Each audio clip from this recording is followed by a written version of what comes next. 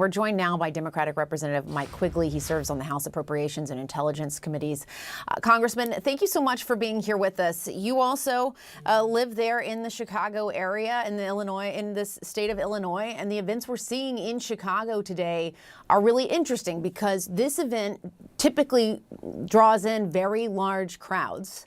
And you were among those today. A lot of people were quite fearful not coming out. How would you say the president's immigration threats are impacting people there in that area? Yeah, you're right. I just finished walking the Mexican Independence Day parade with my friend Chuy Garcia in Chicago's Pilsen neighborhood. And you would have to describe it as a neighborhood on edge. But at the same time, reduced crowds, but very much a resilient, proud community that wants to take a stand here. I mean, this was much more than a parade. It was a sense of unity at a difficult time. How it's affecting people, I think we need Exhibit A, our domestic violence court. Women are afraid to show up to get orders of protection. As a result, they're less safe. Schools are starting to talk about teaching remotely again because the parents and the kids are afraid to show up. This isn't a positive impact on anyone. It really puts a city at a disadvantage. It is kind of remarkable to think about schools considering going remote again. It's like going back in time to COVID times almost. Yeah, and obviously it has a very detrimental impact on parents, on the kids, their capacities to learn, the stress on schools. They're trying to teach everyone on an equal basis. It's very difficult to do and accomplish at this point in time. And when I watch this and I see those raids, what the American president is doing is, in an economy that is dramatically short of workers, he's going after the 11 million undocumented who provide a critical addition to that economy.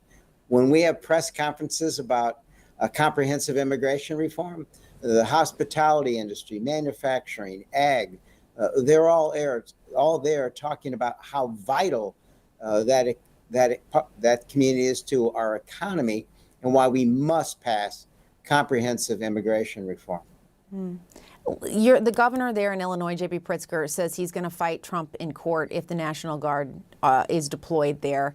He also says, though, at this moment, he's not been notified of any actions by the White House. I'm curious, what do you know as of today, 4:06 here on the East Coast? What is the latest on the status of all of this?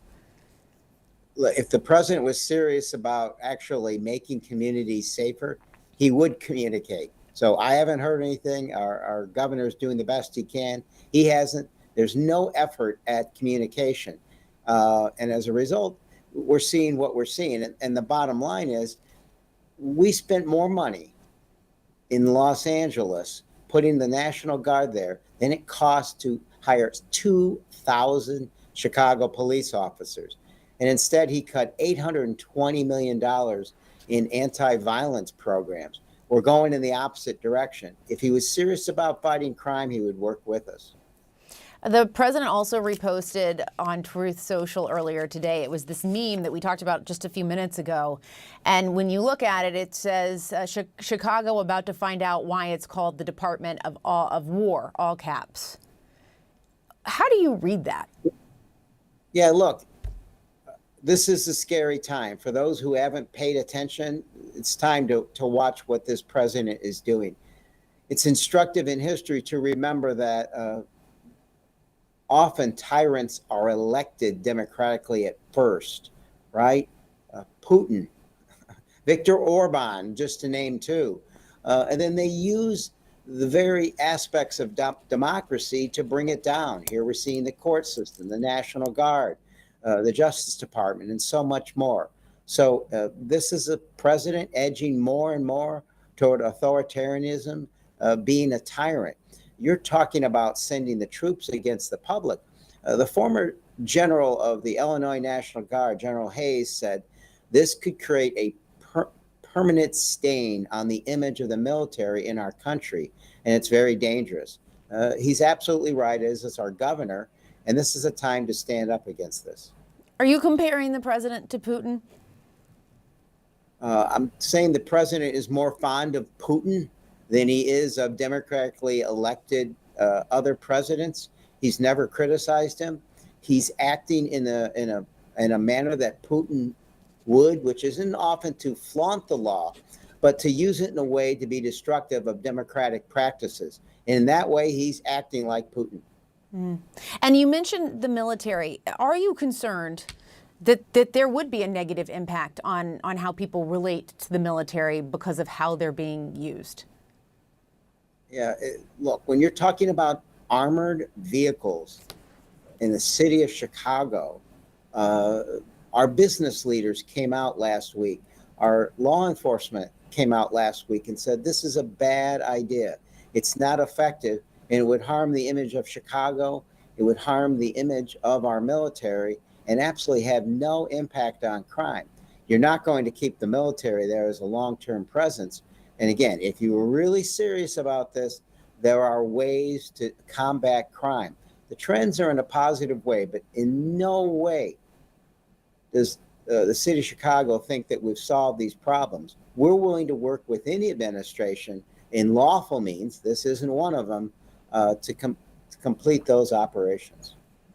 And what do you think is the answer here? Because if people are concerned about crime, if there are people out there who are worried about crime in Chicago, what is the solution? Look, there's programs like the one former Education Secretary Arne Duncan operates, Chicago Cred.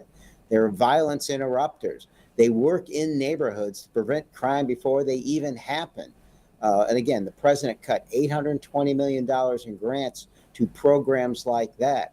It's working to solve the problem of gun violence. We had a rough Labor Day here in Chicago, but that was all gun violence. We've done absolutely nothing to end that scourge. And of course, if they want to hire more police, we'll be glad to work with them. There are police grants, cop grants they're called, the federal government has. If the president wants to do that, say putting out the National Guard and actually work on a long-term solution to these issues. All right, Congressman Mike Quigley of Chicago, thank you so much for being here. We appreciate it. Anytime. Thank you.